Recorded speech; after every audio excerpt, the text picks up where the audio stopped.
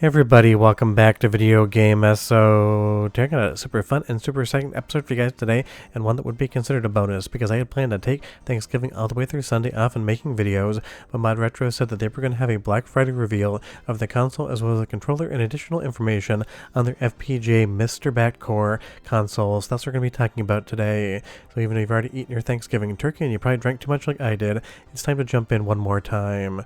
Before we get too far involved though, do me a huge favor, go down below, hit like and subscribe, and ring that notification bell. Definitely helps us out. And if you feel so inclined and want to support the channel, we got a Patreon link down below as well.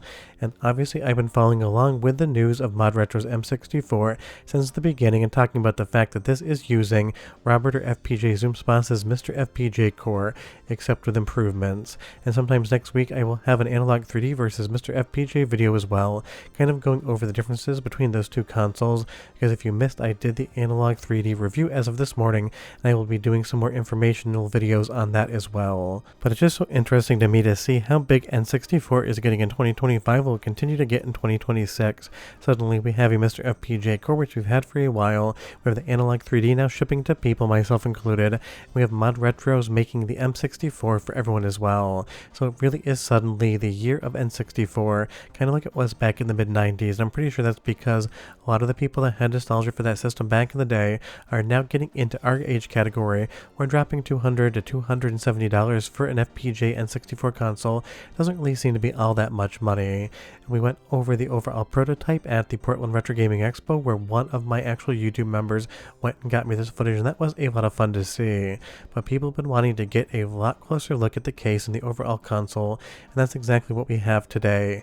It is definitely a vibe 100% through and through, and I think people are either going to absolutely love this thing or absolutely hate it, nowhere in between. But I will say, Mrs. Esoterica said she loved the design, and because she's in charge around here, it now means that the M64 is a good looking console. But honestly, I'm actually into this thing. When I first saw some previews of it, I wasn't quite sure. I think it's just down to the fact that the N64, along with the GameCube, had a very toy-like aesthetic from Nintendo. You're getting an approximation of atomic purple, some sort of highlighter yellow, as well as the actual translucent case. And on this rotary dial here, that's going to be accessing the menus, because obviously if you are on something like the front controller ports, you're probably on snack just like Mr. FPGA, and you need a way to interact with the menus. But there are a ton of photos in this thing, and I will say this purple colorway 100% doing it for me, and I do like that it is translucent as well. But you leave me a comment down below and you tell me what you think of the aesthetic. Again, I know this is going to be 100% divisive. People are either going to be all for it or all against it on the design, but I at least appreciate they went for it. They didn't try to do something right in the middle, basically trying to be an Analogue 3D as well as that N64 kind of classic design at the same time. And they ran about as far out into right field as you could possibly get, and that was fun. You'll see around the back we have a full look at the ports now, USB-C, HDMI, a couple other USB ports, as well as that micro SD card. And I don't know if this thing is going to be able to boot ROMs by default or if you're going to need cartridges. We'll definitely find out more about that when I do a review on this thing as well. But right now, as far as the flash cartridge situation is concerned, we're going to have to wait and hear. But it is something on the Analogue 3D side of things that we're also kind of dealing with actively, because the EverDrives are getting updates. Right now it does work as far as not overclock mode is concerned, and there is a new test firmware out there that I've had some luck with on some of the overclocks, but not 100% of the time. But I will say this rotary dial, I really actually kind of do like that. It'll be interesting to see how it works in its function when we have this hardware in front of us. But I think even the bigger thing is we now see the ModRetro M64's controller, and it is going for the N64 style trident with a Z button around the back. And I'm highly assuming that little door in the back must be for either something like batteries, or it goes communication, or maybe both. Maybe you get a better reception out of whatever plastic material that is. And you will see that the stick is gated, although it does look like maybe those gates are slightly off-centered versus what a real N64 controller would be, but the damn thing keeps spinning around. It is hard to say. Now, I would be curious to see how this feels in the hand, because I've always considered the original N64 controller to be a little bit of a hand cramper, but you leave me a comment down below and you tell me what you think. And of course, because it does have the original controller ports at the front, we should be able to play it on plugging in actual N64 controllers. And it is a nice thing that we're going to get a new controller with the M64 as well, because I will say the 8-bit controller on the Analogue 3D side of things, definitely comfortable in the hand, but I would say the analog values on that are slightly off compared to real N64 hardware. But that's one of those things, getting the analog values right has been a very difficult thing. but it basically is taking the exact same ethos as something like the Analogue 3D with the 4 controller ports up front. And of course, you're going to be able to do 4 wired controllers, you're going to be able to do 4 wireless controllers. You can kind of decide how you want to interact with the thing, just like you can on the Analogue 3D. But leave me a comment down below and you tell me on the design language and industrial design of the Analogue 3D versus what we now know of the ModRetro. Let me know which one you prefer. To me, they are so wildly different, it really is hard to compare both of them, but it's one of those things, people are definitely going to be making those comparisons, and I highly expect Analogue 3D is probably going to be doing some fun colors in the case as well. But if you've got a bunch of N64 controllers sitting around hanging out, you're going to be able to use them on ModRetro the same way you could use them on the Analogue 3D, and that definitely is going to be a benefit moving forward because these original controllers definitely still the best in my opinion. But I am looking forward to trying this thing out here and seeing how those analogs feel. Looks like a nice D-pad, of course you have all of the correct button layout. It is nice to see that this thing is going to be shipping with a controller, and one that really does kind of actually have that same aesthetic as we saw back in the N64 days. This one feels like it's really trying to be that N64 you got in '96 without any of the design language of 2025.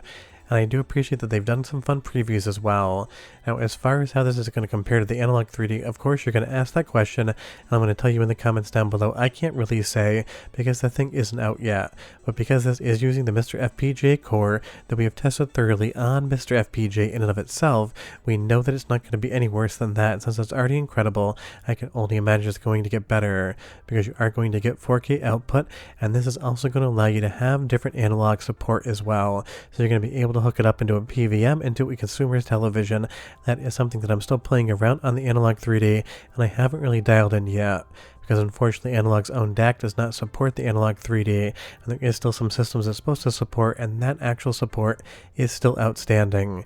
So I really do like the fact that this is going to have analog output with adapters built right into it, just like we have on Mr. FPGA. As people have been talking about recently, myself included, about the overclock modes on the Analogue 3D, of course we also have the turbo core on the N64 core for Mr. FPGA, but it'll be interesting to see if the actual AMD FPGA chip here will have the ability to upclock even further. Now do remember that when you do actually upclock things, you can't just go all the way to the max with them, because the games can sometimes behave a little bit differently and not be happy about those overclocks. But the one thing on the actual Analogue 3D that I wish was different is you only get weave deinterlacing and you don't get clean HDMI mode. Two things we have on Mr. FPGA are clean HDMI as well as Bob deinterlacing, and those things are definitely going to be better than weave.